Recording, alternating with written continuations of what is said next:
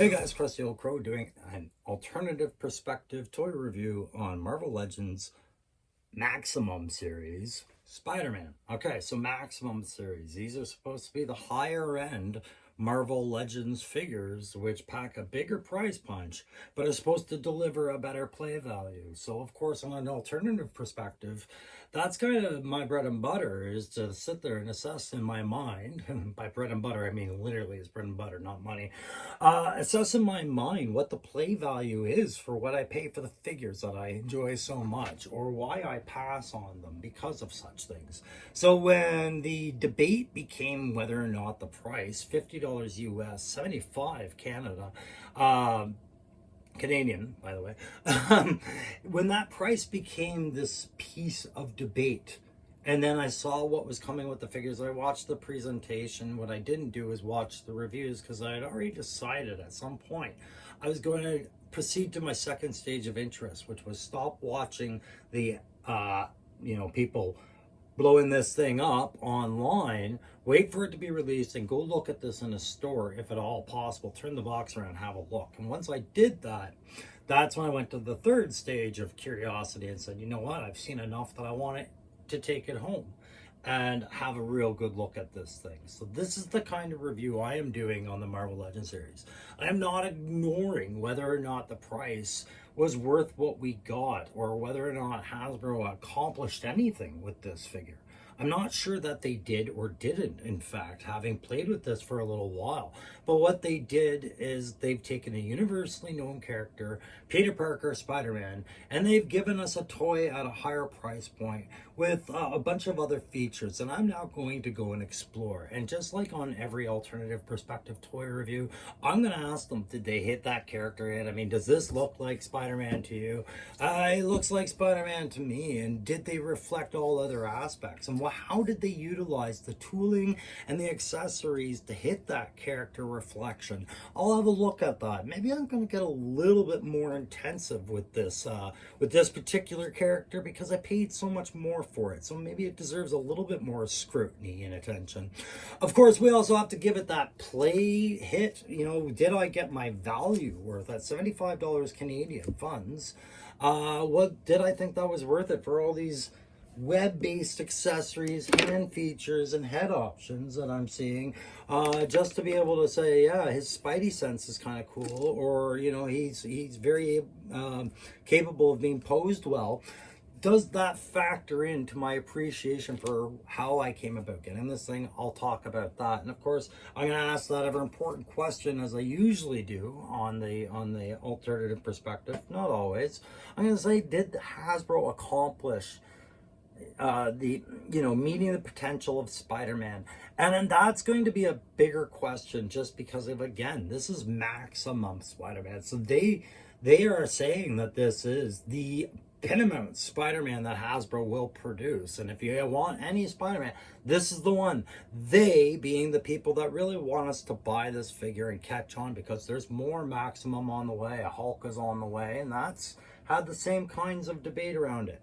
So I'm going to try and stray away from the commonly known debates. I'm going to let you know what the Crow looks at with these figures for criteria. And I'm going to do so by having a look at the kit, answering those questions, and playing with this figure. That's how we're going to get the play grade today. We're going to play with this figure, because I don't know if you guys are aware of this. On top of being collectibles, these are also toys, right? And that is actually what we're buying. We're not buying statues. We're buying toys. So, statues are meant to sit in one pose and hang out like so many. But in the end, a toy is meant to be put to the test of imagination, play, entertainment, and that dopamine of time well spent with a figure. So we're going to do that with them. We're going to pit them up against Crow's Multiversal Scorpion, something else I got in the mail today, waiting to finish the last set piece for that review. But yes, Spider-Man, we're going to have him fight Scorpion my way. All right, so let's go have a look at the kit first. Remember, if you like this stuff, guys, these kind of reviews, like, share, subscribe, algorithm, whatever. It's a hobby channel, so I'm not hell-bent on destruction of, ruling YouTube. Just always good to watch something grow, right? So don't forget to do that if you like this. And let's go have a look and see what Maximum Spider-Man comes with to justify this price tag. So I have to get the more negative side of the accessories underway. Get this out of the way, okay? As I see it, one of the things I fault this figure for is creating a second single point of failure for the figure to become this most useless of toys. In that you've taken the known wrist connection piece for all these multiple hands, which should be connecting to the wrist, and you've changed it for the Peter Parker look.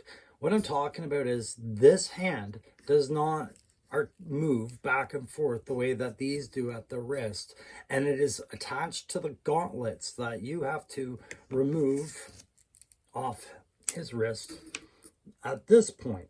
This is the only feature that asks for this action, right? The other hand, you can see there, other, angles of it, but this is the only time you're going to see it on here in this review, because to me, this creates another possible failure point. It's bad enough to have the wrists using these small singular posts that if a child ever did try and play with his dad's Spider-Man, let's call it what it is, they could risk actually damaging this because, that thin plastic and that forceful move, that if they saw this hand, they might think that this hand does bend in such a way and force it and break, right? And if we break this post, it's not the same as breaking a wrist post. A wrist post, we can bore it out and reuse the figure with multiple other hands that are included. But if we were to break this post, all other hands become useless because we can't mount the other wrists upon it to mount these hands, right? So that's a single point of failure times 2 now. The wrist was the first point. Now we're moving up towards under the elbow. That's the second point. And to do so, to say that this was for creating maximum articulation, I don't buy it. I think it was to create a Peter Parker science kid nerd look that perhaps could have been done differently in other ways, or maybe excluded from Maximum Spider-Man in lieu for some other features, such as half-masked Peter Parker, like in the kiss scene from Spider-Man back in the 90s, 2000s, whatever. His mask rolled up. Maybe he's eating a sandwich that way. This unmasked Peter actually looks like he's just seen a girl naked for the first time, which maybe if that's what I want out of my Peter Parker, that's great. But this is a fish staring contest. I don't know what's going on with Pete in this head expression, but I'm not the biggest fan of it. There's something unhealthy looking about Mr. Parker right now. It's not the fact that I took his wrist off. I'm going to put his other hand back on, correct the whole situation. Again, letting you see that no wrist movement, but they just show the web shooter assemblies on there. To me, it's a mistake to make the gamble like that on an expensive figurine on that. This just popped right off cleanly, thankfully. Worried me for a second. But that's the other part of this. If people are complaining for $50 about this figure, then they don't want it falling apart when they're taking these multiple accessories on and off. And this is tempting to do, but if not fully understood or paying attention, it could ruin the whole figure. So to me, that's not a great option. It's an interesting one. Sure, some people like photographers and big Peter Parker fans and guys who like to lose staring contests, they might like this one. I particularly am not fond of it. So let's switch it out and tell you what I am fond of.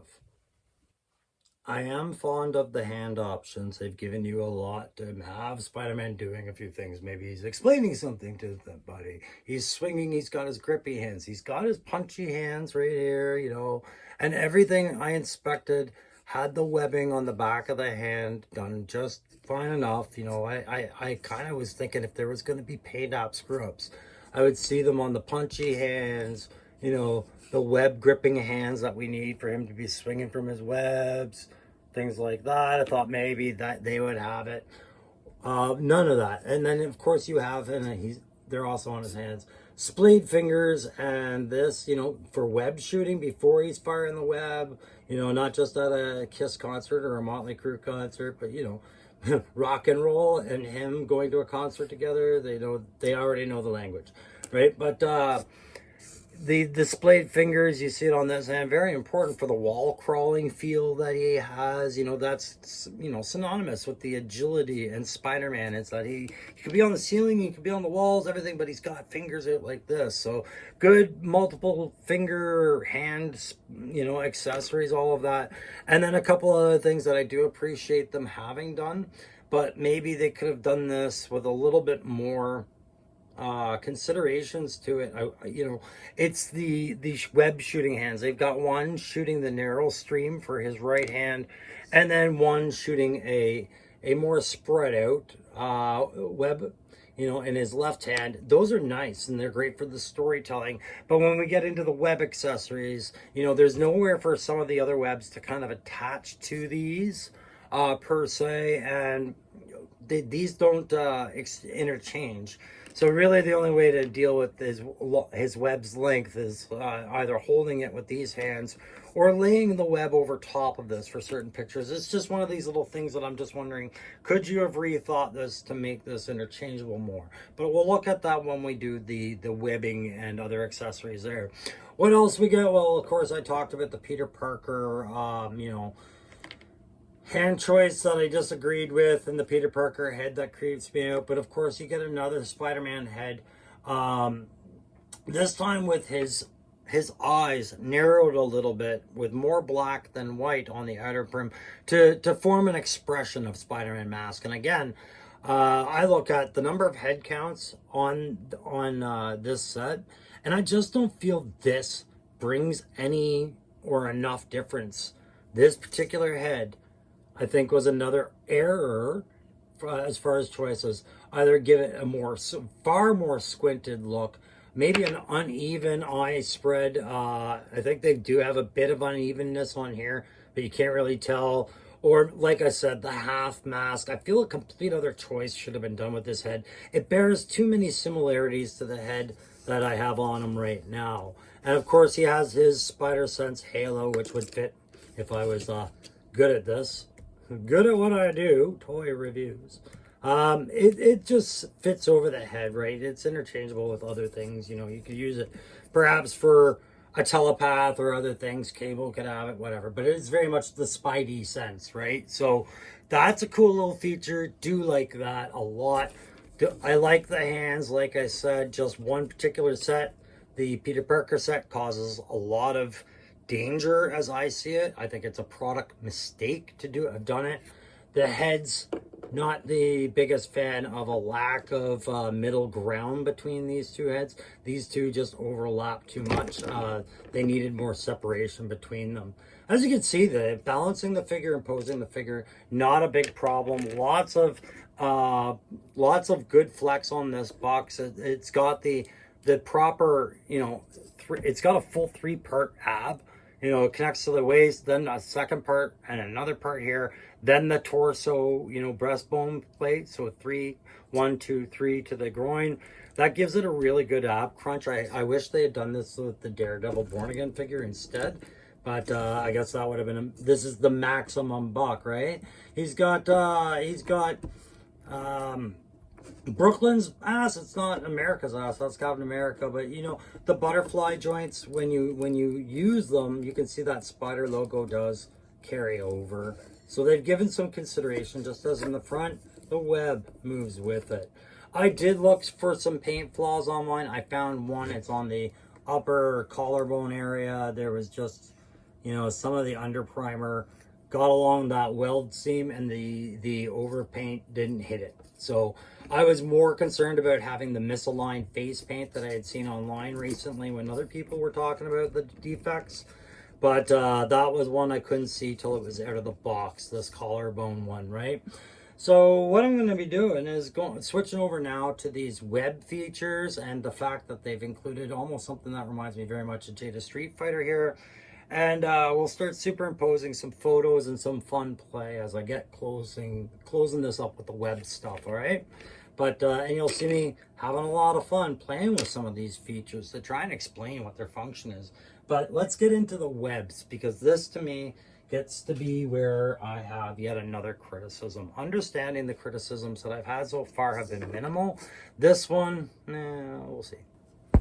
All right, so we're going to talk some of the web features right now. Now, first, the most obvious is his pair of regular standard shot-out webs, which are Joe Quesada, like Todd McFarlane, like drawn. You know, they've got this spinning web along the inside core. It's not just a simple string.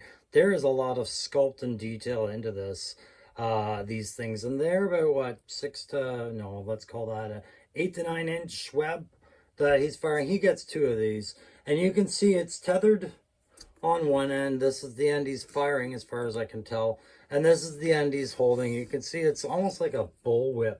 It's got this little hive spool on the top. I'm not the biggest fan of that, as opposed to maybe having the same plug that they use to plug this web in there. I realize that's got to be glue set. It's small, it's an accessory, but the other option of it is it starts to look like he's Indiana Jones holding a bullwhip in his hand, the way that you have to have it, as opposed to what is natural for a character like Spider-Man, which is to grab onto them while they're flying out like that, but they wouldn't have the spooled ends like that. That is just strictly making it fit in his hand so it doesn't slip out at every feature, and that we can pick him up and do things with them and he can hang on, right? So it's a nice feature, don't get me wrong. I'm glad they addressed the webs in a couple of different ways, and they've done it a few here with this figure. But at the same time, with no wire inside it, there is no body to this web that that allows them to do anything more than just dangle, really. You can't lasso a guy's arm with it. It just has no wire in there.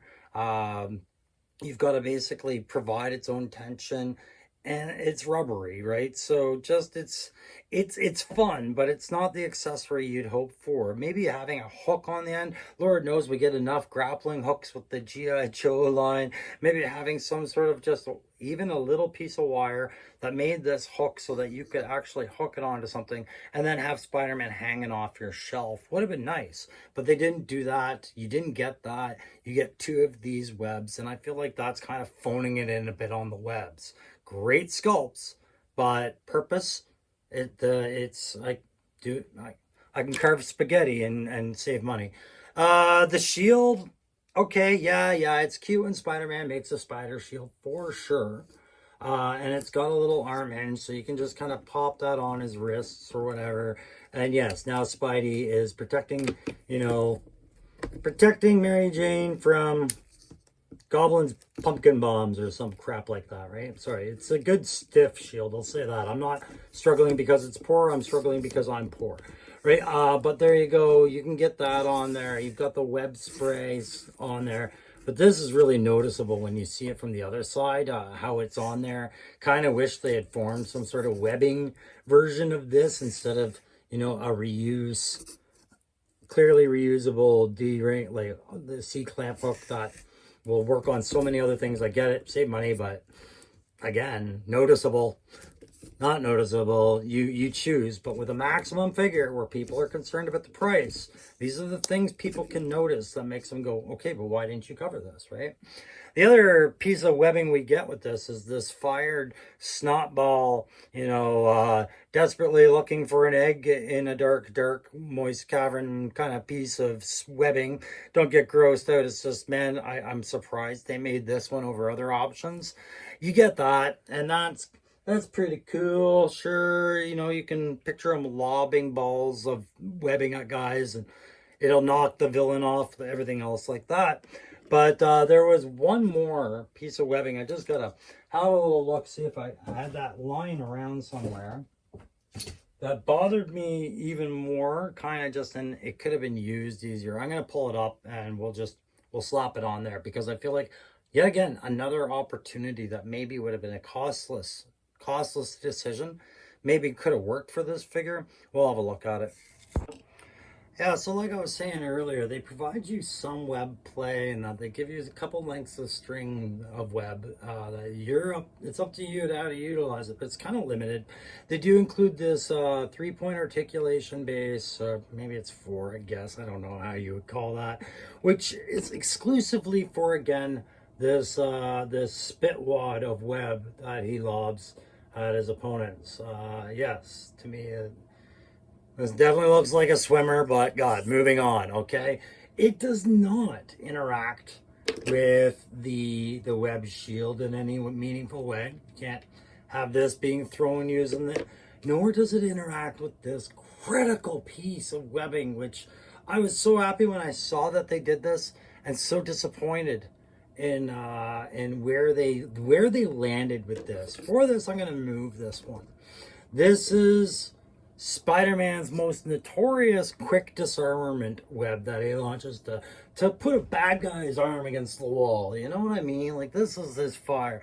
This grows into this. And this is as much about Spider-Man as swinging from webs is his ability to stick guys to where they are on the surfaces and put the threat, neutralize the threat in this peaceful, non-deadly use of force that is his spiderweb. So I was really glad to see it, but yet there's no way to connect this to the wrist. It doesn't have an ability to be held, which is fine. I wouldn't want to hold it anyways. I kind of have to set it on top of things if I want them to be splaying at close quarters. What I do is I kind of try to balance it on top of the wrist and whatever it's grabbing and hope that works out. That's about as good as I can get with the photography parts of it. And like I said, guys, I don't do toy photography. I do play photography, and it's got nothing to do with lighting or the perfect lighting or anything like that. My lighting is crap. It's just having fun with the sets and seeing what all these pieces do. Like, that's the play photography. So this one, I was very disappointed to find out that this doesn't even have wire in this for it to grip anything. So I can't disarm anybody with this. I can't wrap little mandibles around a piece of kit to show Spider-Man pulling Captain America's shield away, much less even just stick it onto it, unless I'm starting to use things like blue tack, white tack, sticky tack, or glue it down. This to me was a wasted opportunity. Even if they had just made a small little eyelet to have it be able to sit upon this the same way it does in its earlier stages, would have been a better choice. But I'm like, okay, at what point did you go, not sure if we have the money for that? I mean, we have to stay within reason here. And you went with, Pervy Parker, or, not so different head. I don't understand that call. To me, with the maximum line Spider-Man, and I know this is sounding negative, and it sounds like I'm not enjoying this figure, which I am, but to me, if these webs cannot interact with other properties on the consumer's shelf, they have to be taped, or just they're not interactive with anything, then this thing's not ready to launch, and we go back to the drawing board. You don't bring Spider-Man out until his webbing can actually be part of his story, right? Right now, as it is, his spider sense is part of his story. All of his hands are part of his story. I could argue the shield could be part of the story. Sure, this is, but these become so lacking in what could have been that I feel like I'm probably missing an explanation as to why they could not insert a piece of wire into any of this to at least give these, the maximum play feature.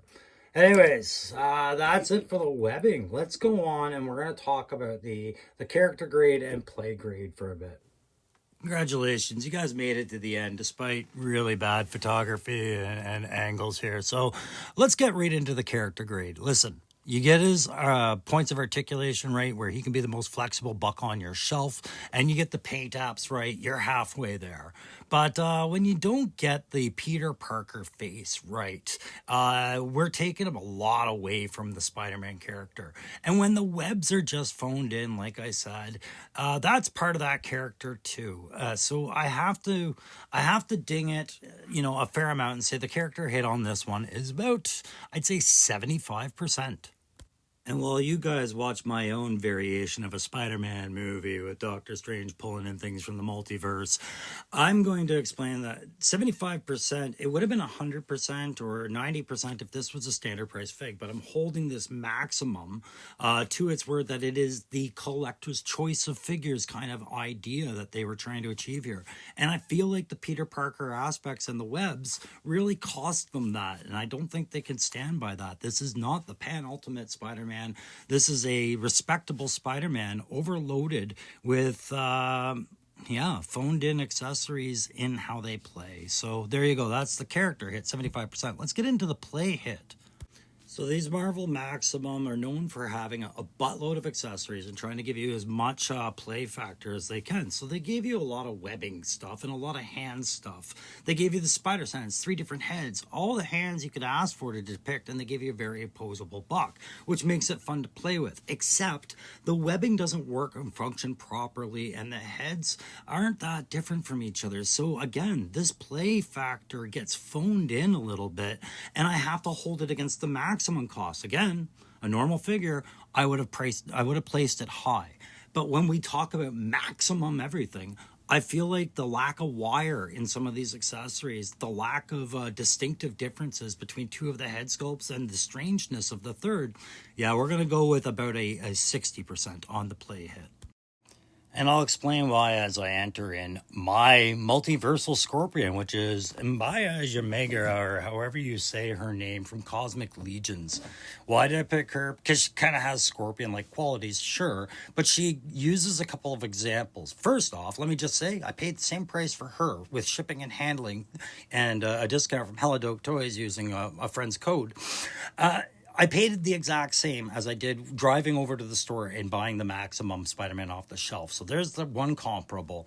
The other comparable is, Embrya, she has a prehensile neck tail that's her scorpion tail, which actually uses wire. It's a simple little piece, and it's not throughout the whole thing. It's just at the end of it to give you some points of articulation, which proved what I was saying, that the wire just benefits the posability and what it benefited the webs. And I think we could all agree with that.